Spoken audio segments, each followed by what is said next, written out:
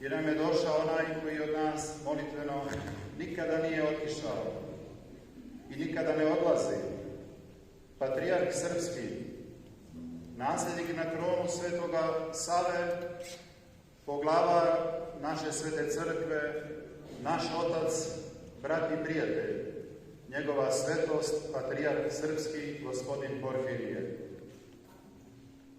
U ime ovog blagočestivog naroda ovdje sabrano i svakog srca krajiškog i svake duše natopljene krvlju i ljubavlju Hristovom, sinovski vam kličem: dobro nam došli, u dobro nas našli i uvijek nam u dobro dolazili, donoseći nam sobom mir Hristov i ljubav njegovu.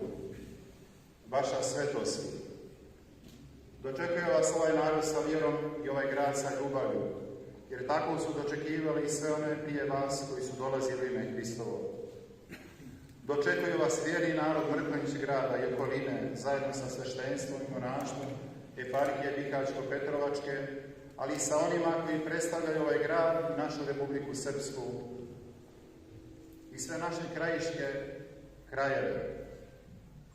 Svi smo mi se zajednički potrudili da vaš dolazak bude ispunjen radošću, koju srca naša unosi obnovljeni ovaj hram koga vidite, posvećen presvetoj Bogorodici, kojeg ćemo na čelu sa vama, ako Bog da, sutra osveštati i predati ga ovom blagočestivom narodu i lokalnom sveštenstvu na molitvenu upotrebu.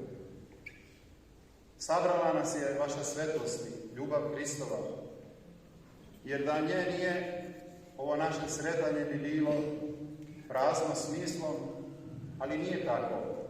Onaj koji radi nas raspet i vaskrsao dao nam je snagu, volju i želju da budemo zajedno u njegovom gradu i hramu.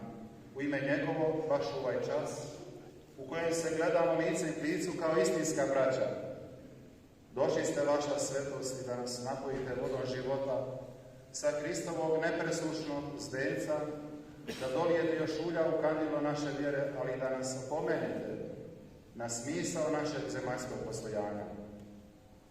Radujući vam se kao djeca u dobrom ocu blagodarimo presvetoj Bogorodici, što nas je udostojila da obnovimo ovaj hram moj posvećen, da nastavimo ono što su nam započeli preci, kako bi potomci našeg naraštaja imali na koga da se ugledaju kada nas ne bude na ovom svijetu.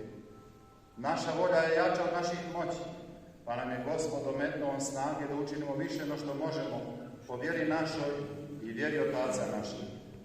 Ostojići vam neizmjerno zahvalni što ste našli parče vremena da budete danas i sutra sa nama fizički, a uvijek i dovijeka molitveno još jednom vam u ime svih sinovski blagodari, pozivajući vas da nam kažete koju spasonosnu riječ na korist dušama našim.